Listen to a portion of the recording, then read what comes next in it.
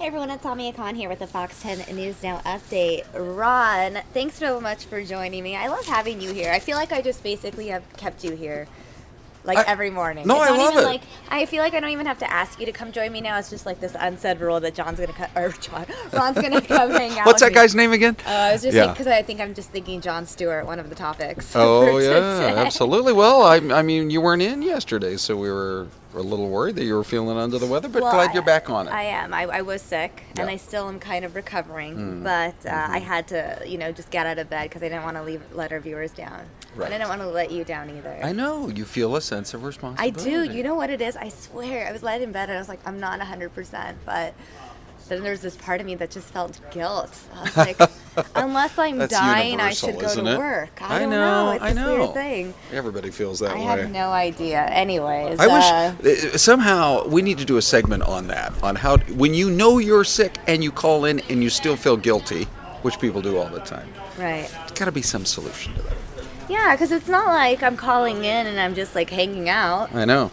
It's like I'm calling out, but then when you're like, I don't know, before we get into any news, I'm sure viewers have an opinion on this because a lot of people, you guys are employed and you have jobs and you call out sick when you need to, but Right. at what point are you sick enough to call out sick? And then when are you okay with it? Yeah. If that makes any sense at all. Because you also have a responsibility to your coworkers not to come in Right. and spread stuff around. Right, so there's a responsibility to not get everyone else sick, but then Correct. there's also a responsibility to not put your workload on everyone else's. Right. Thankfully, Jeff was in to fill in for me yesterday, but he has so many other things he has to do. Yeah. So, it's that balance because, last night I'm on Twitter, and it's obviously we have the Kayla Mueller news, and then I read about Brian Williams being suspended and the Jon Stewart retiring and Right. this and that, and I was just like, I'm going to have to go in. I was just like, you know what? Let's take this NyQuil. Let's take a lot of Yeah. NyQuil and make it happen. And then Well. what happens with NyQuil? You sleep in. A lot of NyQuil. Did you go with more than one capful? No. I'm just Okay. saying NyQuil in general makes you tired. Oh, Anyways, it really works. so we have a lot of news to cover. That's why I'm here. Yep. I don't think I'm contagious. You know what? I never went to a doctor, too. It could be something as simple as allergies. I think it might be We allergies. haven't really figured that out My yet. wife's been sneezing and sniffling, and we've sort of figured out yesterday. So it was hopefully I don't allergies. get you sick is what I'm trying to say, Okay, Ron. fine. Yeah. All right. But obviously, the big story here, ever since we reported it on Friday, since we heard her name, Kayla Mueller, that has been our main story here because, it's a huge story nationally and internationally, but it hits home here. Yeah. She's a Prescott native. Right. And, we found out yesterday the information was confirmed that that Kayla had indeed died Right. while being a ISIS captive. We don't know how she died still. Right. ISIS came out on Friday saying that Jordanian airstrikes had killed Yeah. their hostage. And there have been some reports.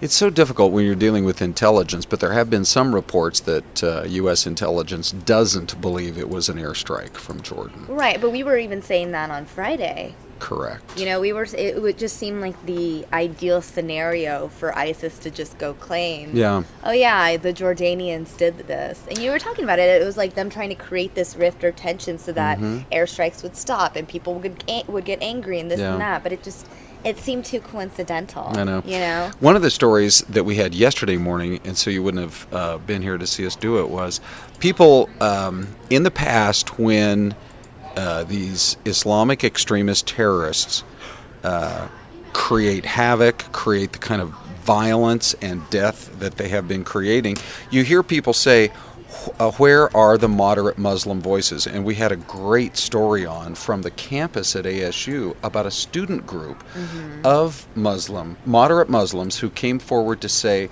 this is not us, this is not our religion, this is pure hatred that we don't even comprehend. And they had a vigil. A Right. candlelight Actually, vigil. I could probably find that and pull that up for a view. It was really a great story, and it just showed you that so often you hear that claim, okay, so where are the moderate voices within the community? And the answer is right here in the valley, out at Tempe. And so, yeah, you might be able to find that, I think, from day before yesterday. Yeah, let me go ahead and try pulling that up. So Let me just, while you're looking for that, let me share with our viewers a couple of things that, as we had just said on Fox 10, we are learning more about kind of behind the scenes what was going on during the whole time that that this was going on. Mm-hmm. And her parents were writing to the president. They were urging some sort of a prisoner swap. As you know, it was apparently in the works, but may have fallen apart because Jordan, the nation of Jordan, didn't believe. They also wanted their pilot freed, and they didn't believe that he was alive any longer, and it turned out he wasn't. So who knows exactly what was being asked or negotiated there. But then we can get into this a little bit later, but there's a whole story of a man who got all the way in there, who was pretending to be her husband, who was going to attempt to rescue her, and kind of what we're learning about. Yeah, can you explain this to me? Yeah, okay. So they, it was several months after she was kidnapped that ISIS contacted her parents, who live in Prescott, the Muellers. They were contacted in May 2014. She was captured in August of the year 2013. Before. Correct. And we don't know exactly how they did that, but they did actually set up, in a previous case with one of their other hostages, they actually set up a Twitter, I would presume they were direct messaging with the family of one of their other hostages through Twitter. So these guys obviously are, they use the latest techniques in social media. But so from what we're told, her parents immediately, once they got the contact from the terrorist group, they went to Senator McCain and their local congressman, who's Paul Gosar, who is from that, it represents their district. We're also told that Senator McCain met with the president of the Kurdistan government and was reaching out to as many sources as he could. And they, according to what the senator is saying, they were trying everything they could possibly try. Right. The specifics, though, about what you're asking about are this rescue effort that happened reportedly over 4th of July weekend, now almost a little over 7 months ago. So there was a raid inside Syria, and at that time, intelligence kind of indicated that there more than one hostage might have been being held in the same area. You got to believe we got a lot of good assets on the ground. Think about this. They're closing our embassy effective immediately in Yemen, but we are keeping counter intelligence assets, meaning the men and women who are still in the fight against Al-Qaeda on the ground in Yemen, even though it's not safe. Mm-hmm. And so you've got to believe that we have operatives throughout that whole Middle East region, and they they definitely felt that a number of hostages were being held in the same location. So this raid was launched, but by that time the hostages had been moved, and it was just a few weeks later that James Foley was beheaded, and we all saw that video, and we were horrified. So now we learn just a little bit of the backstory there. Right. In his opinion, which comes from them, and the best intel that we have on the ground, was that they were off by about 2 days.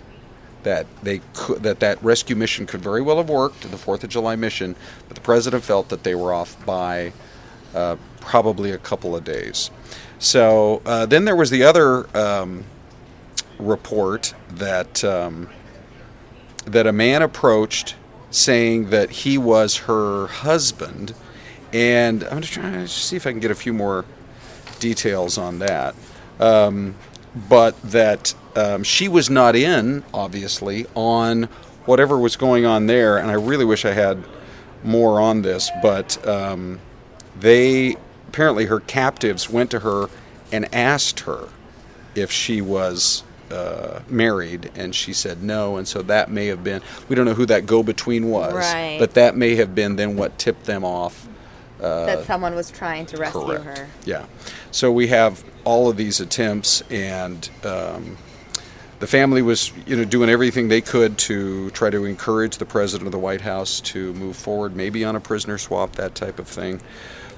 because you can imagine with each passing story from ISIS and just how violent they were becoming, you can imagine their concerns. So I'm sure we will learn a lot more about it, in the coming days and weeks. But apparently, at one point, ISIS was trying to negotiate some. Now, this is interesting that they were trying to negotiate some kind of a ransom, which the U.S. government does not pay.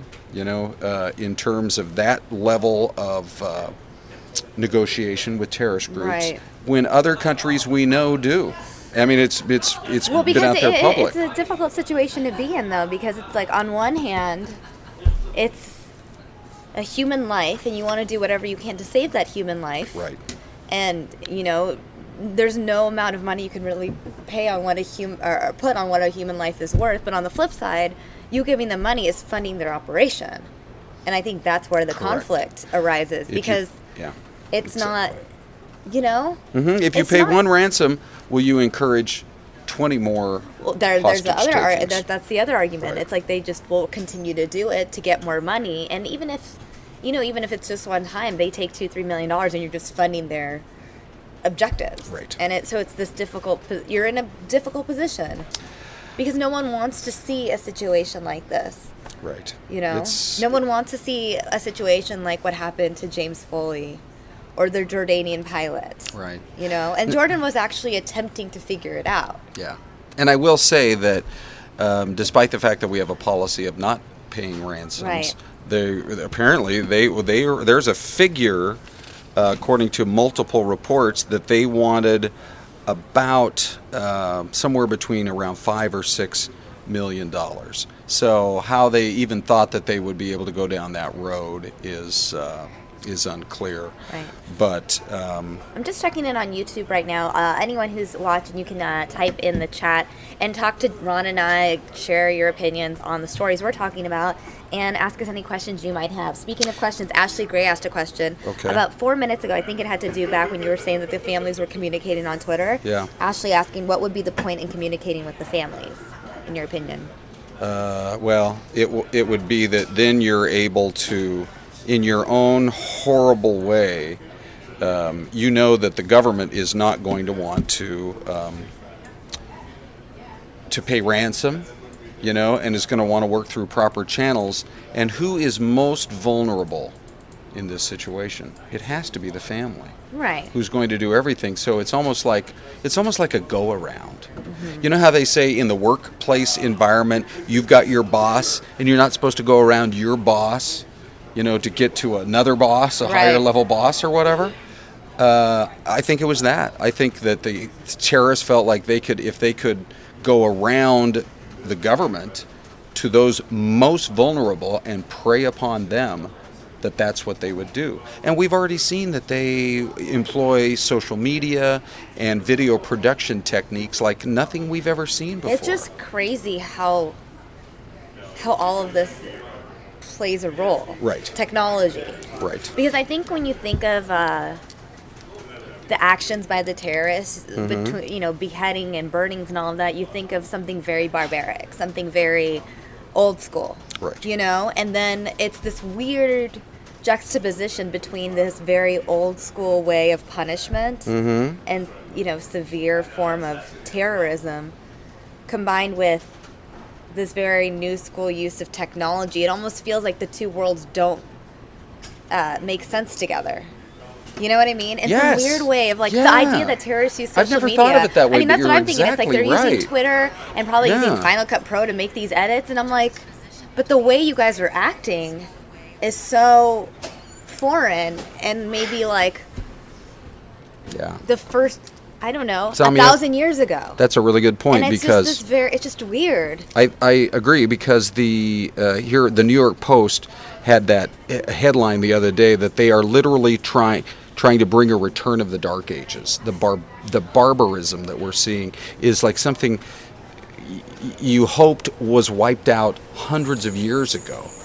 And so it's like they're trying to bring us back to the Dark Ages and live under their rule, but at the same time, they're employing the very latest techniques in terms of how to basically spread their message right. through It's social very media. weird. It's this weird, like, you're trying to, I don't know, Yeah. whatever, Yeah. disregard. But I do want to bring up this one story that Jill Monier did last night about how, about just this idea of, there's all these humanitarians or young adults that want to be volunteers similar Sure. to Kayla, but news such as this makes it difficult for people to want to go. And Jill Monier actually did this story about how people who would normally volunteer in a place like Syria are now being deterred because of news such as this. So I want to go ahead and play that story for you guys now.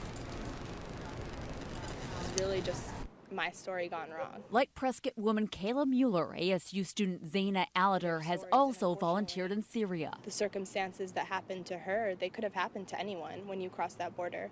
Alater, who's Syrian American, is president of a club called Students Organized for Syria at ASU.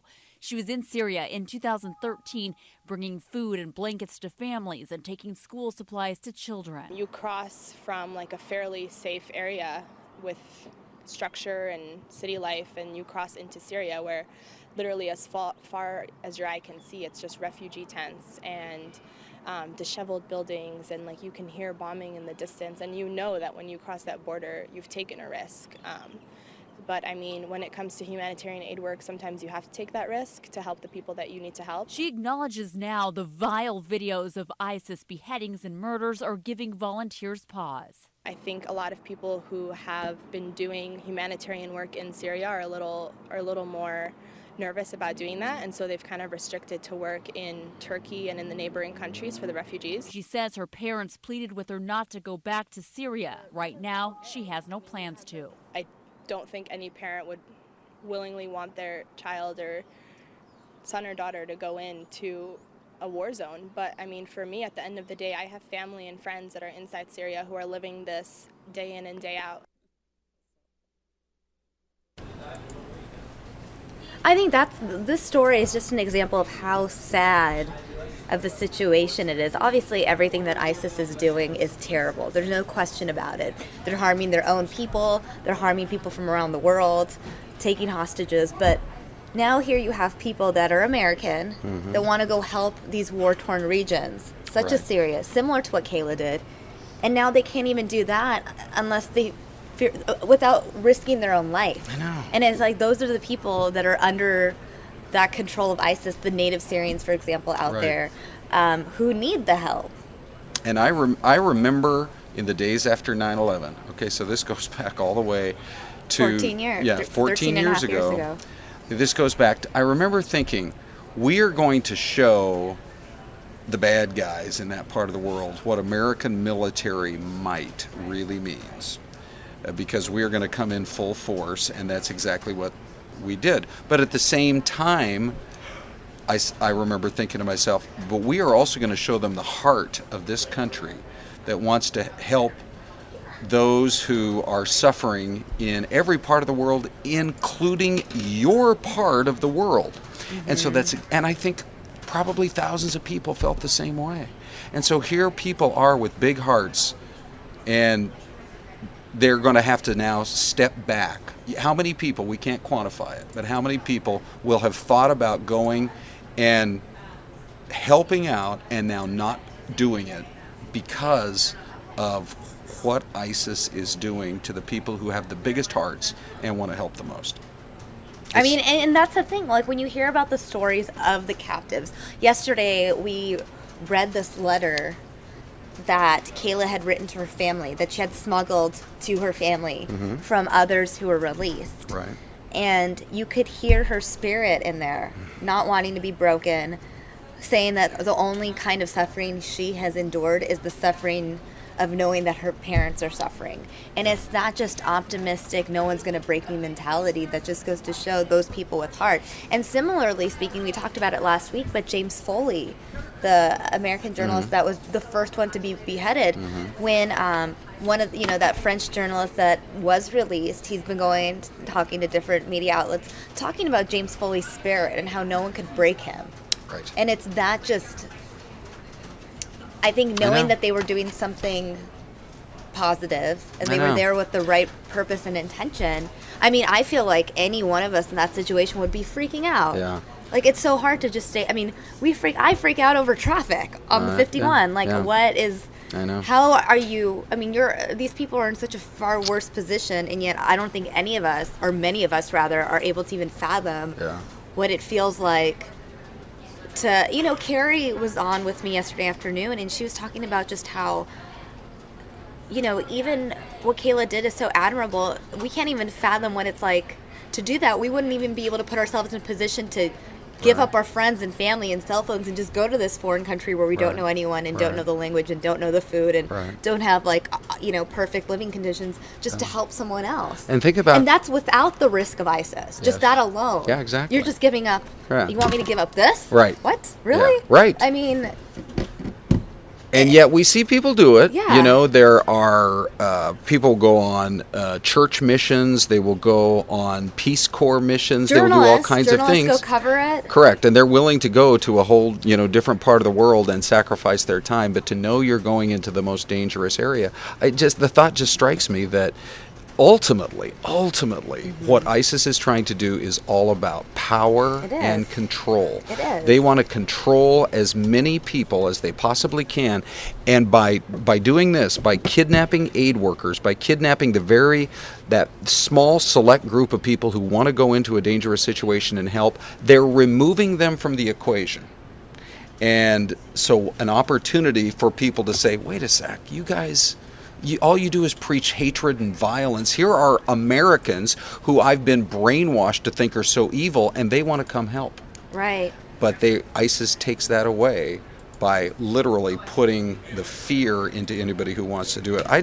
Can I just mention real quick how you do a great job of checking our comments here, and we have I think it was, let's see here, Rachel's comment that just came in a minute ago that I thought was so well said. Let me just read. Rachel says, the people who suffer the most at the hands of the selfish evil are the innocent families who have literally lost everything. Sometimes all they have are the help and prayers of strangers. And I think that is just perfectly said, Rachel. Thanks for saying that, because that family had to know they were getting prayers from one end of the country to the other, from Prescott to the other side of the world, and I think they felt that. And it's just a shame that everything that was tried never ultimately had a successful conclusion. Right. Well, as soon as the information was released or that it was confirmed, Kayla Mueller was trending worldwide. What's trending right now? So actually, the number one trend right now is the hashtag Chapel Hill shooting, which is in the number one trend right here in the U.S. Right. And that's the next story we're going to talk about. This shooting in North Carolina. Now, right now, what we're being told is that it is a shooting involving a long-running parking dispute between neighbors that motivated a man to kill a woman, her newlywed husband, and her sister at an apartment complex near the University of North Carolina in Chapel Hill. Now, these three individuals, young adults, one I believe 19, 21, and 23 years old.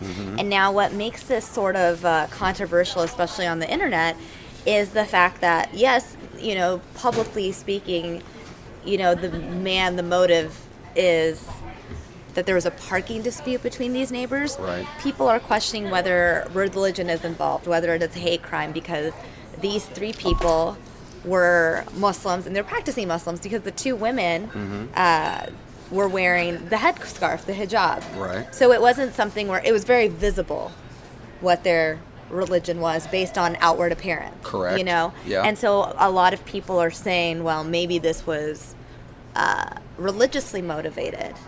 Right. Well, and it was very easy to go look at this guy's Facebook page and some of the postings that he had made that were apparently... Let me pull that up right now. Can you actually pull it up? Yeah, this would be interesting to see here. Craig Stevens Hicks. So, because it's very... Because when you think of a crime and when people are usually targeted, you look at the suspect and you look at the victims. Right. And if the suspect is someone who maybe is of the victim's age range, or you could see maybe that they associated with each other socially or something like that, you can understand that maybe it was some sort of domestic dispute, something like that, Right. Right. When you see a 46-year-old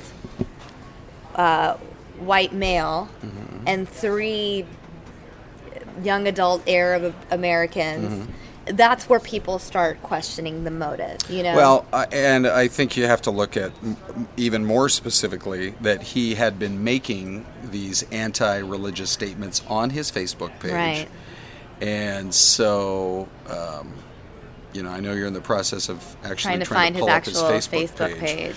But it actually prompted a statement to be released by an organization back in North Carolina that said, based on the brutal nature of this crime, the past anti-religious statements of the alleged perpetrator, as well as the religious attire of 2 of the 3 victims, and they also mentioned the rising anti-Muslim rhetoric in American society, we urge state and federal law enforcement to quickly address speculation of a possible bias motive in this case. Interesting, shortly after that statement came out, then the police department came out and said, we believe this was more of a long-running dispute over a parking space. But you don't kill 3 people over a parking space.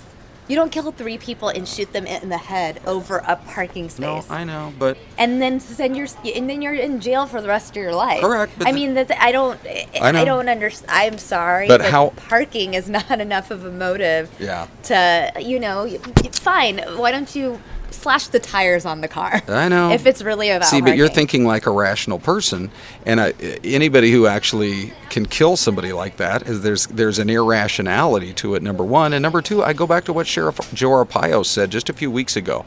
The percentage of crimes that are committed with somebody who is on drugs is immensely high. He says we see it over and over and over. Somebody's on drugs. So we have no idea whether this guy was, but I'm just answering your question of who goes and does something like this. If their vision is way off, their mental capacity is completely off because they're drunk or on drugs, or half a dozen other different things. So, all right, so there's the guy. This is from on the left. Our Fox affiliate out there in Chapel, or in North Carolina. Yeah. And sometimes with an argument. I mean, we had a case of a guy up in North Scottsdale who shot another guy, and they got into an argument over some minor traffic issue, and they just start yelling at each other, and one guy, is ready to take the other guy on, and the second guy just pulls out his gun and shoots him. Right, and I can understand. That feels like a heat of the moment, correct, aggravated anger situation. Right. A lot of people make rash decisions in the moment. Yeah. This is, all 3 are obviously shot in the head. It doesn't seem like it was stemmed from like an argument that was occurring right that second. It's like he wanted to go do this thing. We are just trained in this business to be skeptical of a lot of what we hear. And so I think that when you first hear that it was a simple dispute over a parking space, based on everything else we've learned, it just seems like there's quite possibly more to the story. So that's what we have to say. You've got to basically keep watching and see how the story unfolds. Right. They've already put up a Facebook page for the victims titled Our 3 Winners. Mm-hmm. And I think this Facebook page, as of yesterday, already has about 36,000 Oh, you're able to pull it up? likes. Yeah, this is a Facebook page that someone must have set up yesterday. Yeah. The 3 victims, Dean Barakat, Yusur Abu-Salha, and Razan Abu-Salha. So I guess Yusur and Razan were the girls, and Dia was the guy. There are a lot of... Lord, they have set an example in life and death. It's... Yeah. I'm just going to mention one quick thing. We, at the same time we're working this story, we just got word of a possible police chase happening in the valley. Mm-hmm. And if in fact we get pictures on that, I'm going to come back and join you in a few minutes. Sure. This first time I'm looking at this Facebook page. The man who was killed, his last text to his mother was, "I love you, Mama." These are the stories that just break your heart. Yeah.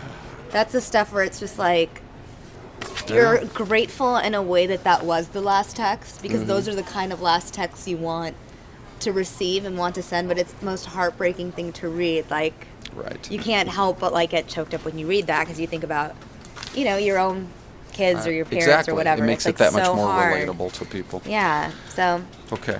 It is really hard to read, but yeah, I'm going to find out the latest details on on that police chase. On the police chase and see other stories.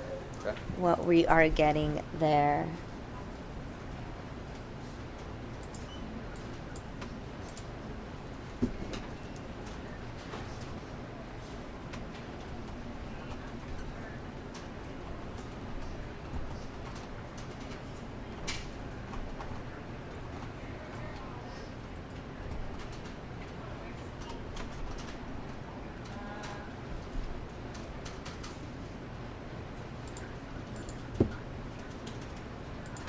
All right, guys, I'm just looking to see where our Sky Fox is to find out information on this police chase. So it looks like we do not have the video in just yet. In the meantime, I do want to share with you that story because I just did get it in. It was a story that Ron had mentioned just a few minutes ago about the ASU vigil that was held in honor of Kayla Mueller. Now, this vigil was held on Monday night. This is before we had received confirmation that Kayla had indeed died while as a hostage of ISIS. But as Ron did mention, it was a very compelling story, and so I did pull that up for you guys, and I want to play that for you here now.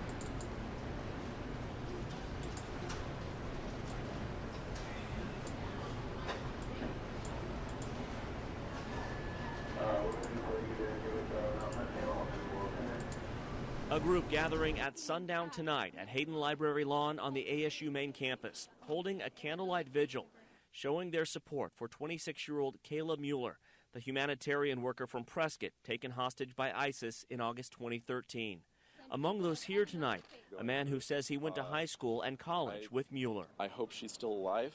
I know that there's still hope that we're clinging on to, all of us, that she's not dead. The vigil organized by Seema Kassab, the president of the ASU Muslim Liberty Project.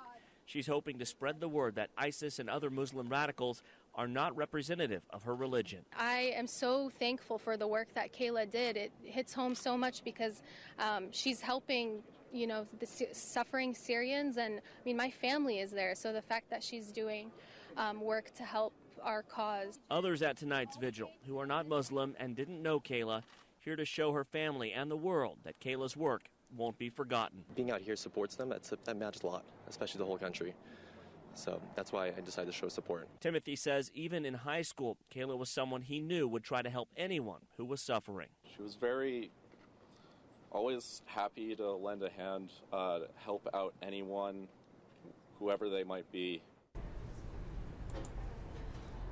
So that is the story that Ron had mentioned earlier. That was Fox 10's Mark Martinez reporting on, I believe that was Monday night. Yes, Monday night the vigil was held by the ASU Muslim organization. Now, I want to switch things up, talk about this other story.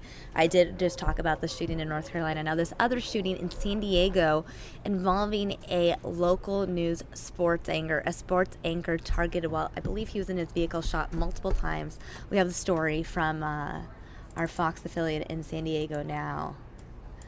The anchor himself, anchor with, I believe, the CBS affiliate out in San Diego. I'm devastated. He's our neighbor. Still shaken by what she heard and saw, this woman didn't want to show her face.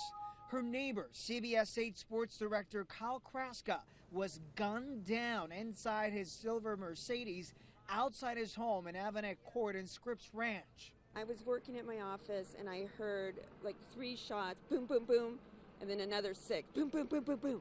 He's a white male. Police say this man, identified as 54-year-old Mike Montana, shot at Kraska from a white minivan marked with a sign for Superior Painting just before 3 o'clock Tuesday. Investigators say Montana then sped away in the minivan, fleeing the scene. I saw him, he was laying on his back and he had his knees bent. This woman saw Kraska yelling after being shot. Victim saying, "Oh my God, oh my God." An off-duty San Diego police officer ran to Kraska and rendered aid. Other neighbors gathered towels. They called 911 and within minutes an ambulance arrived, taking the longtime San Diego sports anchor to the hospital, fortunately with no life-threatening injuries. When he came out of his car, I start seeing blood on his chest, and that just I mean, I can't describe my feeling. It's just, I just feel so, so shocked. Obviously, another hard story to hear about. I mean, a lot of these stories that we've been covering this morning, from the continuation of the Kayla Mueller story to the shooting in North Carolina, the shooting in San Diego, obviously a number of unfortunate circumstances, very difficult stories to have to hear about and discuss. But you know what? This is what's happening out there right now, and we are bringing it to you here on Fox 10 News. Now, for those of you watching, I would love to get your comments and thoughts on any of these stories we've talked about thus far, whether you want to share your opinion on, the United States government's rescue attempt of Kayla Mueller, or, this recent shooting in North Carolina. What are your thoughts? Do you think it was just a parking dispute? Do you think it may have been religiously motivated? Is this the first that you're hearing of this story? I mean, this all just happened yesterday. And even the San Diego sports anchor, this happened yesterday as well. So obviously a very, from my perspective, just being in the news business, it's always very, it's difficult when you hear about another person in the news business being targeted. I believe it was only about a month or two ago where I believe there was a weatherman in a local market who was targeted as well and shot. Both he and the sports anchor who was shot yesterday expected to survive, but still being in the public spotlight, it is always, your fear that you're targeted because, you are a public figure and people do know you. So there's that element of it. So would love to hear your thoughts. I'm actually going to check in on YouTube right now and see what you guys are saying there. And also going to check in on this chase situation. I believe there's a police chase going on. Oh, looks like we got another comment. Rachel Favela saying, my feed keeps pausing every few seconds. Is anyone else having this issue, or is it just me? I actually don't know. Let me check.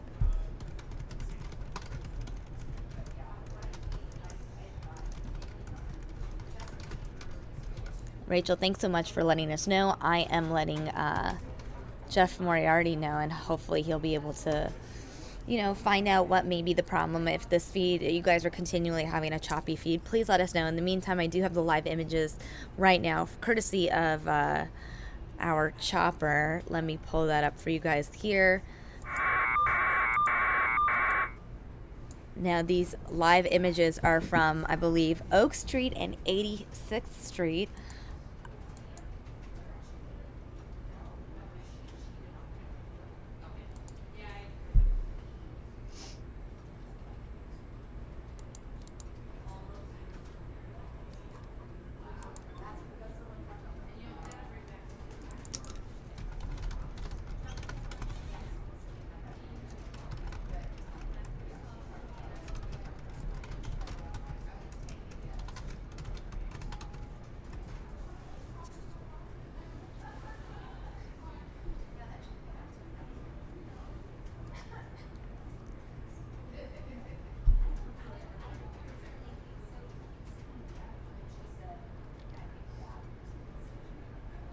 What you're looking at are live images. What it appears is that authorities have a suspect in custody. That individual is walking with authorities, his hands behind his back. I am working to get information from our desk currently. The only thing I was told is that there was a police chase of some sort at Oak Street and 86th Street.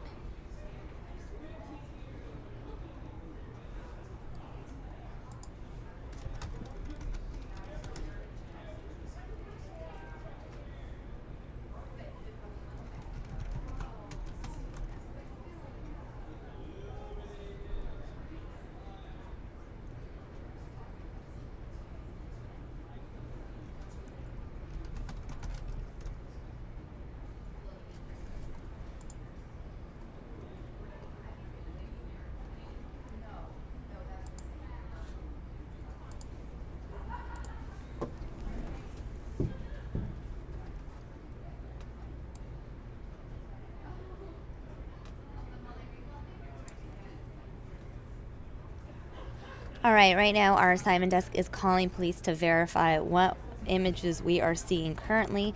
I cannot confirm any information right now, but you are looking at live images from a scene involving some sort of police activity.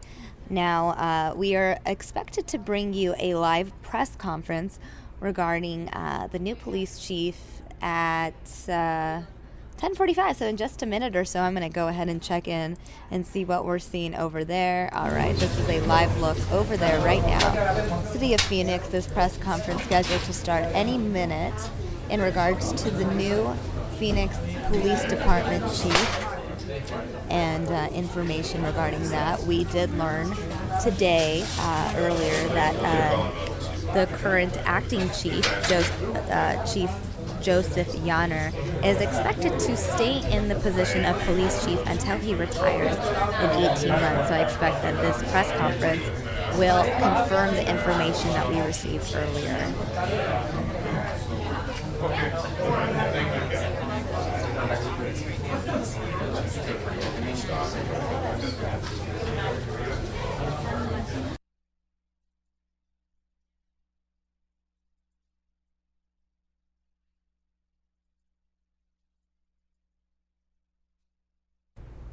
All right, and it looks like we have lost that feed as well.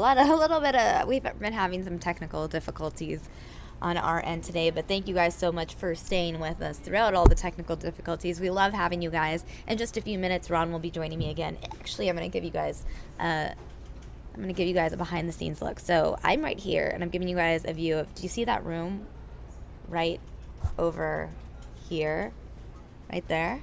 That room back there.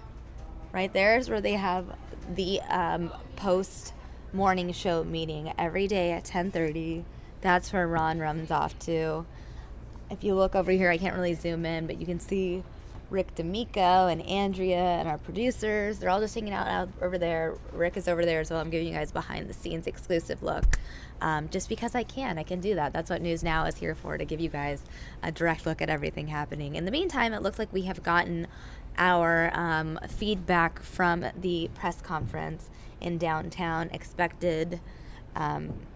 The announcement is expected that Joseph Yanner will remain police chief of the Phoenix Police Department until he retires. So just waiting for authorities and government officials to arrive so that press conference can start. In the meantime, let me see what else I can pull up for you guys.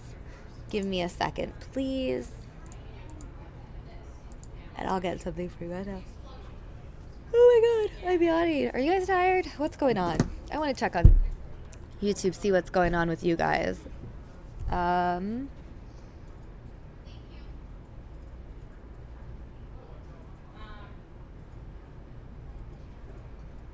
Looks like more technical difficulties. I'm going to go back to the scene of this crime. I'm not sure what the details are, but the video looks interesting, so I want to go ahead and share that with you guys now while I try to get some more information.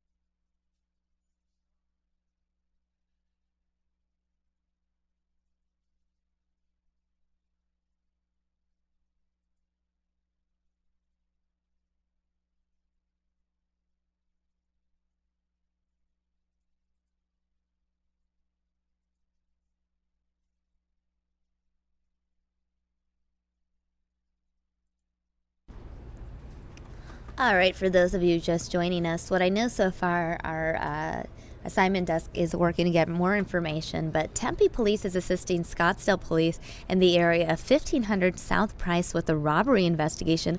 One person has been detained.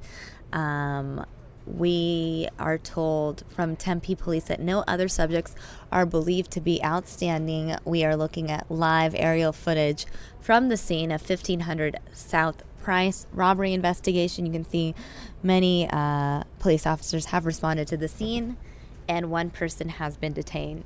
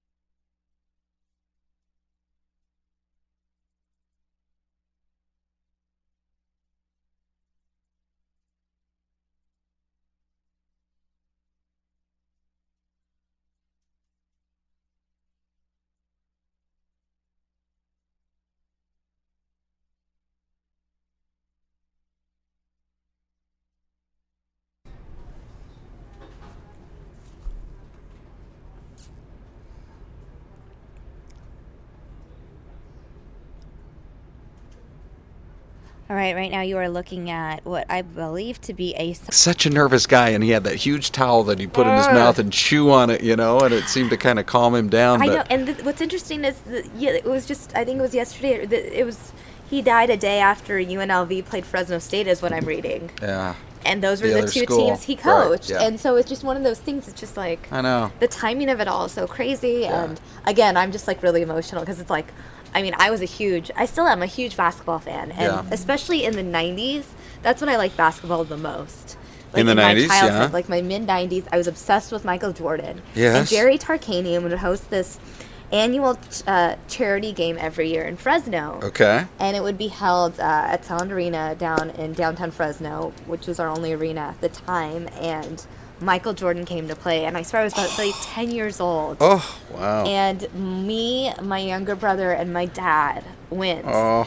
And we had faraway seats or whatever, but I remember sneaking down to the very bottom floor. I had my disposable camera, and I was probably 4 feet away from the back of Michael Jordan's head. Okay. And I remember just taking a picture and running away, oh my God, I got it. But that's sort of my Michael Jordan story. Okay. And Tarkanian, I mean, I wasn't a diehard Fresno State basketball fan, but my mom works at Fresno State, and she's worked at Fresno State since 1988. Oh, she does? Yeah. Oh, wow. So I have this Fresno State allegiance in a way of growing up on that campus, kind of. Yes, of course. Roaming around whenever I would go to, visit my mom at work, roaming through the halls, and then wandering around the campus. And so especially when USC played Fresno State in that football game, it was the biggest thing for me. And I'm just getting emotional over Jerry Tarkanian. I don't even know him. Wow. It's so interesting how people get affected by deaths of people they don't even know. Yeah. Because of that emotional connection. I had friends that were devastated, for example, when Whitney Houston died. I mean, I was sad. I went to the Beverly Hilton. Did I tell that story here? No. I was with a friend at my place, and I saw on Twitter that Whitney Houston had died at the Beverly Hilton. This is February 11th. Oh my gosh. What are the odds that I'm telling this story? It was exactly 3 years ago today. Yes, that's right. February 11th, 2012 is when Whitney passed away, and that was the night of, it was a Grammy party. That was already 3 years ago? It was a Saturday, and I remember we heard, and I lived maybe 15, 20 minutes from there. So next thing you know, we're in my car. Okay. We drive to the Beverly Hilton. Yeah. Just to watch the media spectacle and everything. And I remember just hanging out there, and we decided to finally leave. And as I'm leaving, that's when I see the coroner arrive at the hospital. Oh, I mean, my not at the hospital, at the goodness. hotel. And I don't know. It's just... Yeah. You know, people make the argument like, oh, you shouldn't care when a celebrity dies or a famous person dies. You don't know them or this or that. But, like... But if you had a connection... If you had an emotional connection, then, like, it does affect you. Right. You know, people were devastated when Michael Jackson died, and anyone, I feel like, that is a public figure. If it's a president, JFK. Right. You were telling the JFK story. Oh, yeah. You know? I mean, I'm a first grader, and I come walking in from the lunch recess, and I'm 6 years old. I don't think adults cry. And I walk into the classroom, and there's Miss Valerio sobbing at her desk, and yeah. And that's what I'm saying, though. It's just when any sort of public figure can have just a huge, profound impact on. Let me just tell you that. So your connection is Jerry Tarkanian as a kid. It was because it was elementary school, junior high, high school. He made Fresno State good and popular and relevant. Yeah. And he was this figure, this pop culture figure that happened to be in Fresno. Like, Fresno we don't have a lot of, like, national icons attached to our city. Correct. So having someone like Tarkanian is huge. Having someone who could pull Michael Jordan to Fresno is huge. Yeah, I know. And this guy's face was plastered in our Fresno Bee newspaper almost every day in the sports section. Yeah, like you said, that image of him with the towel, and it's like... I mean, obviously, I don't think of Tarkanian on a daily basis, but whenever I hear the name, it always reminds me of my childhood. Well, and I feel like it's that little part of childhood that dies with you. I think I told the story about how when the guy who played Matlock died, I was really sad.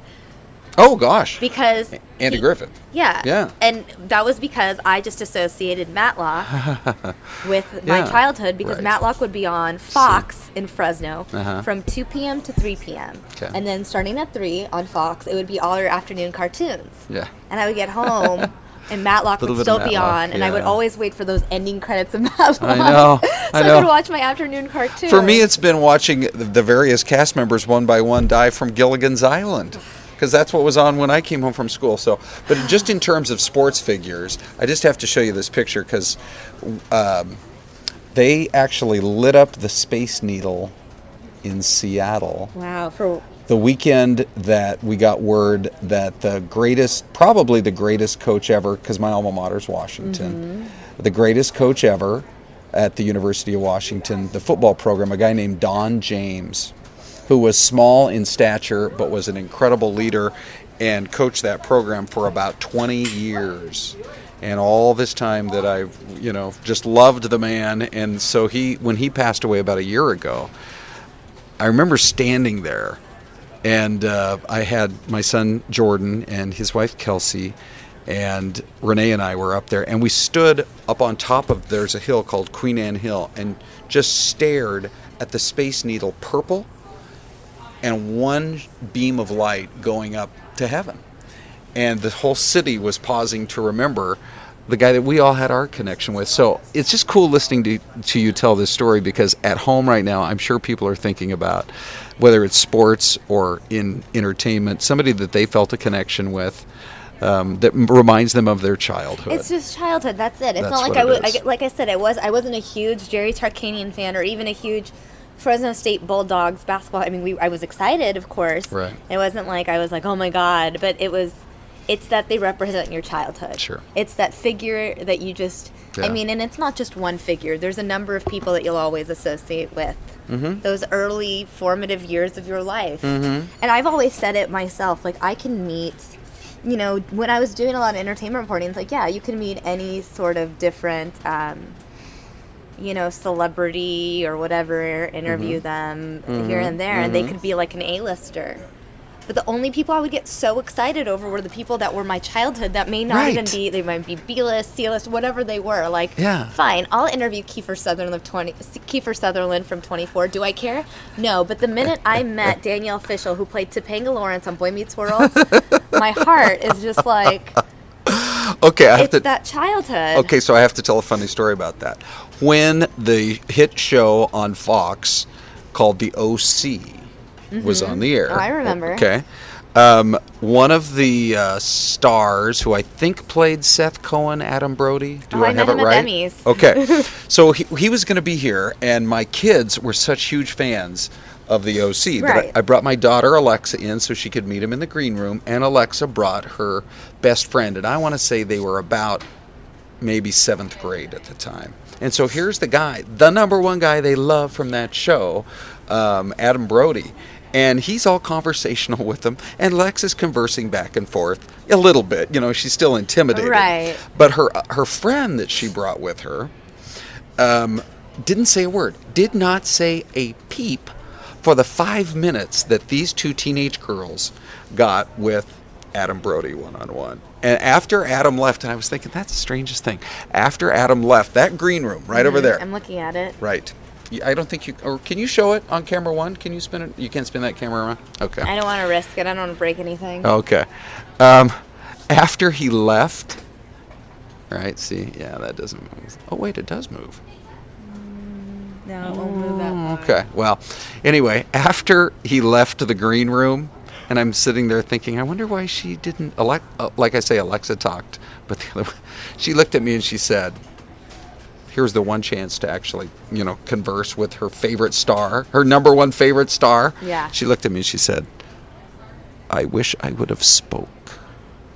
I get it. No, I mean, I get it. I wish I would have spoke. I felt the same way after I met Britney Spears in a gym bathroom in Los Angeles. And this is when Britney Spears was at her peak of crazy. Yeah. She was doing everything crazy. She was making headlines all the time. This was in right. 2008. Yeah. And I go to the bathroom, and then I come out, and I know this sounds so terrible, but I'm going to tell the story anyways. Okay. So I see this woman who's washing her hands at the sink, and right now I only see the back of her. She's wearing this tank top that's a little too high, and you see the stomach bulging out, and I'm thinking, terrible of me. I'm like, oh, she should probably wear a longer top. Like something that covers more. I know that sounds terrible. And I'm just like, whatever. And then I look up and look into the mirror, and I'm like, oh shit, that's Britney Spears. And then I go, and I'm looking at her and smiling, and and then I go to wash my hands, and I smile, and then she smiles at me, and we're smiling at each other through the mirror, and I just and then I just let her go, and then I follow her out, and then she goes through this back door, and then in the back door you see the whole entourage and security and everything, just to confirm that was Britney. And I was like, wow. How did Did I just blank? This is someone who's been a part of my whole adolescence, and yeah.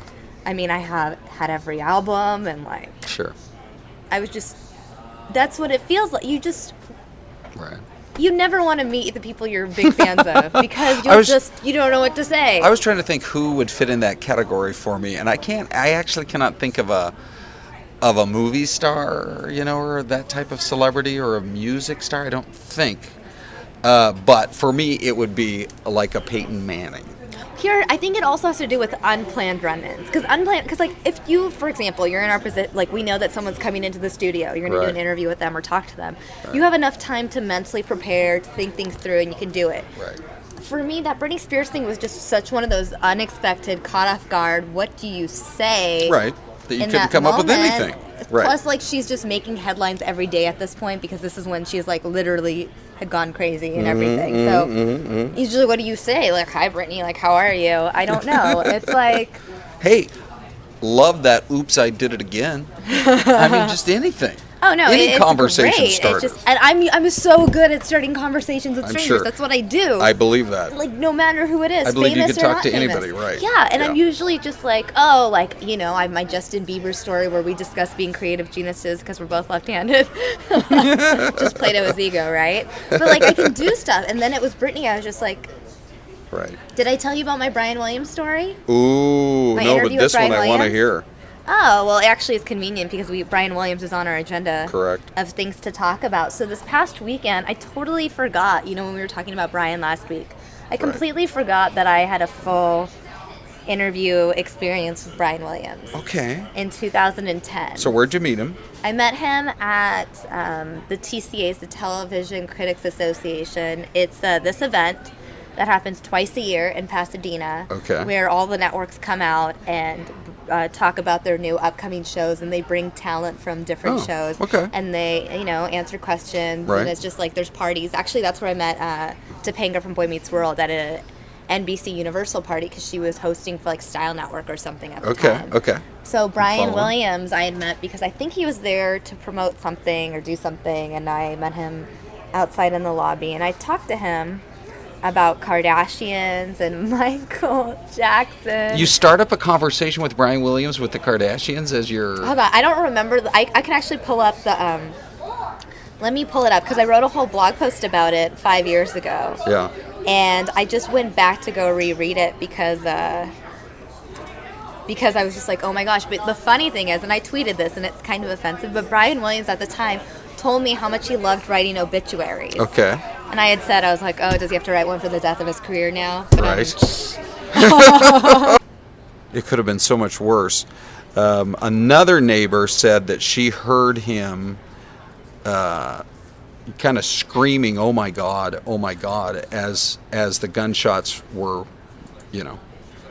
being fired. Although I think his window's open, so it was probably as he opened his door. Anyway, she said that she saw the shooter's van turn around and the shooting stopped, and then there were a few more shots fired. This is a suspect. Now the thing that makes it, and we always talk about how there's an Arizona connection. This guy, his van, the alleged shooter's van, Arizona license plates. So we're still trying to dig into a little bit more about his Valley connection, because he, at least at the time, when they finally got him arrested, it was out in El Cajon. Mm-hmm. So, just pretty unbelievable. Well, I was telling our viewers just like how, obviously any shooting is difficult to report and it's always hard to discuss, but for people like us who are on this side of the business, it's like, is this man a victim because of something he was related to his position on the air. Right. It's just the fact that you are a public figure. Right. Did you say something on the air that upset this one viewer, for example? It's possible. And those are the questions that I had immediately. It's just because wasn't it just about a month or two ago where there was a weatherman that was targeted somewhere else in America, a local weatherman that was shot in, I think, at a grocery store or something. Yes, and there was a famous case. So I'm just saying, like, this is all like.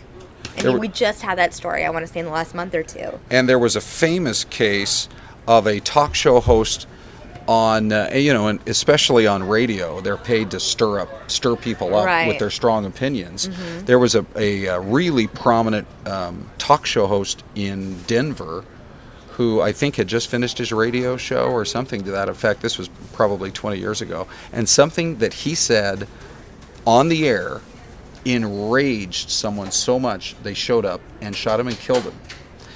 And I want to say that was probably 25 years ago, but it was obviously a really prominent case in the news. Are you aware of the instance, maybe, trying to think, it was at least 30 years ago, where you think about how much the layers of security we have at this television station right now? I mean, there are security guards. I know what you're talking about. All over the place. But there was a guy who managed back in the day when it was just a receptionist and you could just walk in, who walked into the studio with a gun. I heard he went on air with the gun. He did. Yeah. Although he didn't speak, but he had written 7 pages of the most rambling, bizarre statement. And the anchor was supposed to have to read it? Who was it? The anchor man was Bill Close, who really was sort of the grandfather of the news business in this town. Bill Close hired me. Bill Close, who only passed away about 2 years ago, after retiring from a lengthy career here in Phoenix television, with the gun, literally. So Bill is sitting, let me try to remember, Bill's on the left, like I am to you, and the gunman is probably about as close as you are to me, and he's got the gun under the table. He's pointing it at his stomach the whole time he reads all 7 pages. And this guy, as demented as he was, and this was a pretty famous, case and news story, and it made a lot of national headlines. Even though he was totally demented, his name was Joe Billy Gwynn. Even though he was totally demented, he was smart enough to bring a little portable television, a little black and white. Back then, you could buy like a little TV with, a 9-inch screen that had an AM/FM radio built into it. and so that they couldn't pull a fast one. He needed to know. And back then we were a CBS station, and I think we were in Dallas, which was the biggest, highest rated show that there was. And so Bill Close bravely said, I'll read your statement and we have a deal. If I read this statement, you're done, right? And you're going to let us go. Because he not only took Bill hostage, he took a guy who a few years ago was actually here in the building still, our floor director / at that time teleprompter operator, did kind of a little bit of everything in the studio, a guy named Louis Villa. And Louis was on teleprompter, and he was in the studio and Bill was in the studio, and this guy came in and said, I have this statement that you have to read. That was at 5 o'clock in the afternoon, and this thing went, I think, through the negotiations at about 9:30. I was going to say it was around 9 o'clock. Well, I just pulled it up on Wikipedia. Yeah. Wanting to prevent World War III, yeah, forced his way into the studios and fired a shot from his gun. Correct, because he'd had a dream or a vision or something that Loretta Lynn, country music star, and others were involved in that there was some weird plot to take over the world. The whole thing got really strange. So anyway, all here in the studio that we work in right now. Correct. And I actually, where was the chokehold? The chokehold. Oh, sorry, he held Villa in a chokehold. Yes, right, Louis Villa. Yeah, that was so. Right here in this same studio, right here. No. Oh. Back then, the studio was back sort of where we have our master control now. I'll have to take you back there. It's kind of a tape room. There's a lot of equipment. But he actually fired one shot to prove that he was actually armed. It wasn't a fake gun. He fired a shot into the ceiling. And so it was tense, but I was actually, I want to say, I'm trying to remember what day of the week it was, but I was off because I worked weekends and then some weekdays. I actually got in my car and drove down to the station while this was going on. And we all waited for this horrible situation to wrap up. And I remember Bill walking out of the studio. Back then we were two separate buildings. The building we're in now and the building that was across an alleyway, which is, now we're all just one big building. And when Bill walked across and into the newsroom, we all broke out in spontaneous applause because Bill was such a tough guy. It's really interesting. As soon as he was done reading the statement, some police officers wanted to kind of rush the set. And Bill said, I'll never forget, he said, as these police officers are coming in, I think he said, "Oh, hell, guys, it's all right. He's given up the gun," or something to that effect, or he's living up to his end of the bargain. And they stood up, and Joe Billy Gwynn gave him the gun, and it was over. Well, that's such an amazing... At least that's the way I remember it. You want the best. That's the best case scenario. No one really got hurt. Oh, I know. It was great. And they tried amazing. If it took 4.5 hours of negotiating to finally decide that they were going to do it. I just feel like negotiations wouldn't happen in this day and age. People are so impulsive now. Correct. But you know why it won't happen? Look at the security we've got now. Well, that too, yeah. I mean, it's just such a completely different level. So I'm going to check in on YouTube to see what's going on. Okay.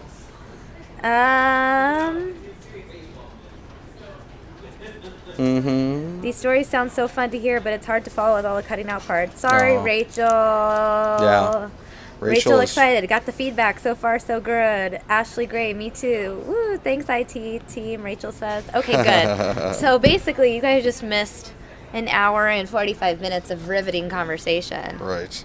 I mean, I really enjoyed it. Did you think it was riveting? Yeah, it was riveting. I don't actually even like the word riveting, though. So it was really enjoyable conversation. I mean, think about everything we talked about. We talked about Kayla Mueller. We talked about the North Carolina shooting, the San Diego shooting, Brian Williams, Jon Stewart. We talked about Jerry Tarkanian. Lots of stuff happening. Yeah. So do you want me to share before I have to go into the studio now for the noon news, you want me to share my funny story? Happy story. Because you're looking for one of those, right? I am. I love this story. Let me just find it here. Okay. So, Rick is famous for. I like how you're just. I know. I was like, What's it gonna be? Okay. All right, So this is basically the way I told the story on the air in our 9 a.m. news or 9:30 news this morning, that Rick is famous for saying, one good way to stop a bad man with a gun is a good man with a gun. And we've seen some instances of that. But then I asked the question on the air. I said, so what if you don't have a gun? Well, you could do as a clerk in Florida did and grab the vacuum cleaner. Ready? Okay, now this is a legit story. So, in Orlando, 2 clerks used, one of them grabbed a curtain rod and the other grabbed a vacuum cleaner to literally try to take down a robber who walked into their store. Was the robber armed? He was armed. Matter of fact, he walked in with a knife. He was serious about it. And as I said right here, he probably thought he had the upper hand when he walked into the store, right? There were a couple of ladies in the store. But what he didn't realize is he's robbing a home fabrics and rug store. You think there aren't going to be... Well, for some reason, I envisioned a convenience mart, like an AMP, like a QT. Sure, because that's what all the surveillance video shows, right? No, I didn't even see the surveillance video. I'm just thinking, for some reason, when you think of armed robberies, you always think it's that. Yeah, I know. So I just love this image that it's a rug store and home fabrics, and so naturally they're going to have a big old vacuum cleaner. So she picks up the vacuum cleaner. Her co-worker, the other clerk, she grabs a big old curtain rod, and away they go, taking off after this guy. That is so funny. Who probably couldn't believe what was going on. Oh, the fact that, he was armed with a knife, too, so you have to get very close to your victims to actually pose a threat. It wasn't like he was armed with a gun, where it's like one swing and you could still get shot. I know. And so Andrea on the air said, well, that probably was a pretty heavy vacuum cleaner. And Rick said, well, but the Oric or something that only weighs 8 pounds? Or the Dyson, one of them, I don't know. But how hilarious and people love stories like this. We're also fed up with crime. I know. That the adrenaline kicks in, and these 2 ladies say, not today. And so the guy was arrested. He's in jail. They're crime fighters. That's amazing. They're crime fighters with a vacuum cleaner and a curtain rod. That is a good story. That was a really good story to wrap things up with. I appreciate that. You want to know else? I'll give you guys some other happy information. I don't know if you've heard this already. This promo's been going on for like 10, 11 days now. Yeah. But in an effort to promote their coffee, Chick-fil-A is serving free hot coffee and iced coffee for the entire month of February. No purchase required. Really?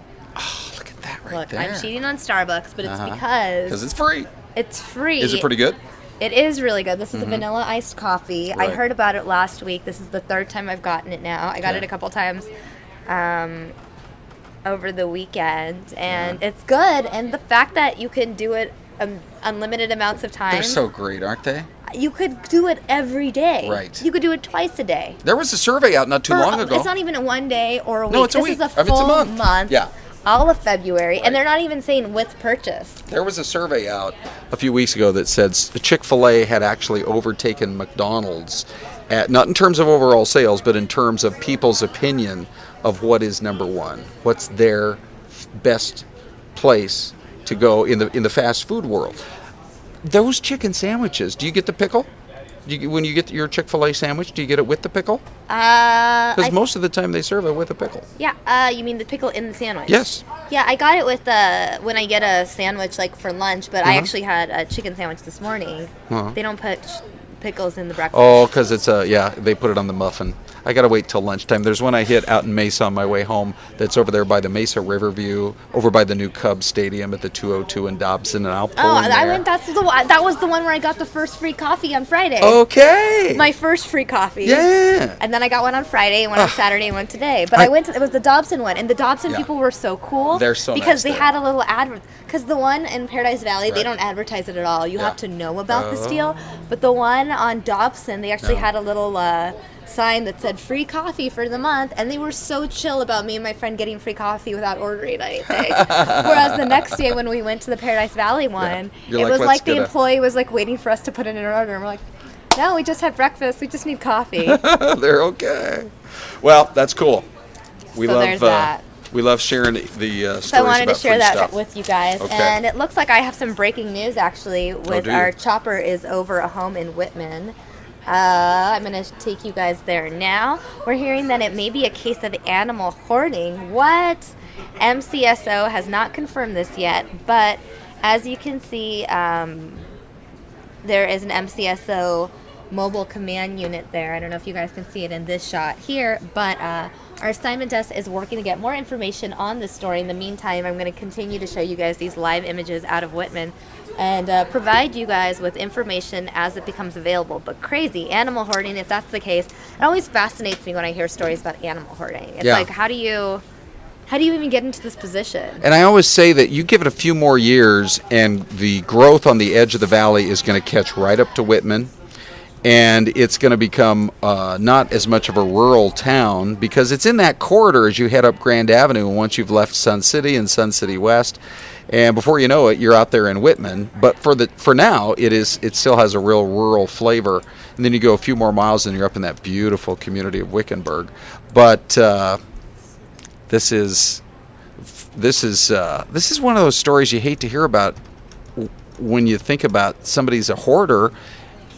And from what we're being told, there are 36 animals that had to be rescued. Wow. Out of this home. I'm going to let you handle more of this while I go jump onto the noon news. Yeah, and if you guys could, if you have TVs, watch Ron on the noon. But if you don't, and you only have the internet, stay with me. Or actually, you know what? Do both at the same time because you can watch Ron on your TV, keep me on your desktop or laptop or iPhone. Exactly. And we'll bring you guys multiple news stories at once. You'll be with Fox 10 all the time, everywhere you go.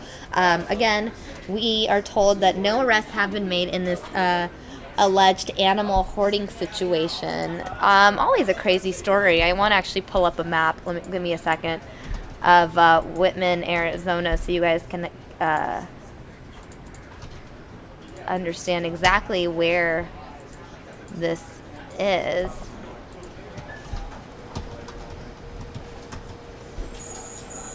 My internet's not working though. It's a little slow.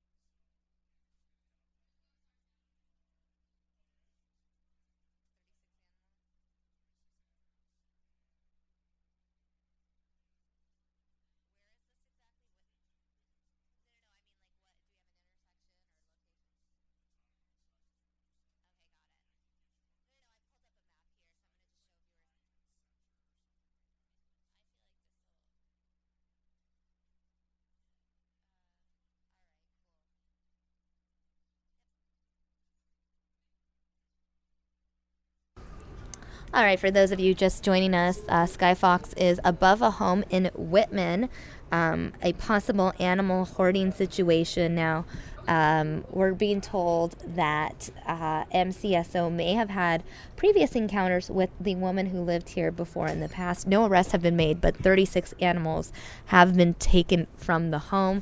Now, to give you guys some context as to where exactly this home is, I pulled up Yahoo map, and here is downtown Phoenix. Whitman is all the way up here.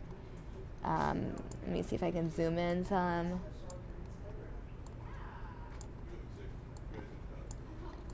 As Ron was saying earlier, if you just take Grand Avenue the whole way up north, heading northwest, you'll get to Whitman from downtown, through Sun City, through Glendale. So you can see it's right up there. And I will take you guys back to the scene live where MCSO is at.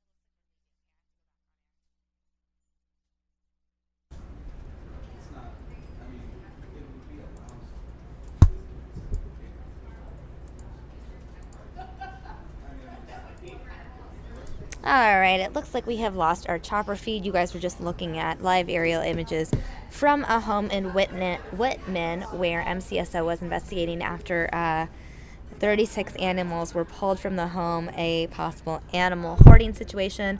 We know no arrests have been made. I believe that Fox 10's Andrew Hasman is on his way to the home right now, and we'll have an update, and hopefully we'll be able to speak with him this afternoon during our Fox 10 News Now update then and get you guys more information. And as I always mention, if you haven't done so already, please subscribe to our YouTube channel. That is youtube.com/Fox10Phoenix. That way you will stay updated on the breaking news as it happens and never miss a News Now update. In fact, I want to tease right now that we will be back here live on Fox 10 News Now in just over an hour. I believe 1:30, President Obama is expected to speak. He's going to give a war powers statement. And is it President Obama speaking? I believe so. I didn't read this note for you guys, sorry. But yes, President Obama will give a statement regarding his request to Congress to approve legislation which formally authorizes the use of military force against ISIS. Obviously, a big announcement, so we will be bringing that to you live here on Fox 10 News Now at 1:30 p.m. Arizona time. That is just over an hour away. So if you haven't already done so, subscribe to our YouTube channel. That way you'll be alerted when we start that broadcast. And for those of you who have already subscribed, thanks so much. And thanks so much for always tuning in and leaving us comments on YouTube and asking us questions. We love the interactive element of News Now. That's what separates us from our traditional newscast, which is also obviously a great place to go and watch the news. In fact, we're on right now, Fox 10 News at noon. So I suggest you guys turn on the TV and go and watch our newscast there. And I guess I'll see you guys soon. Thanks for watching. Bye.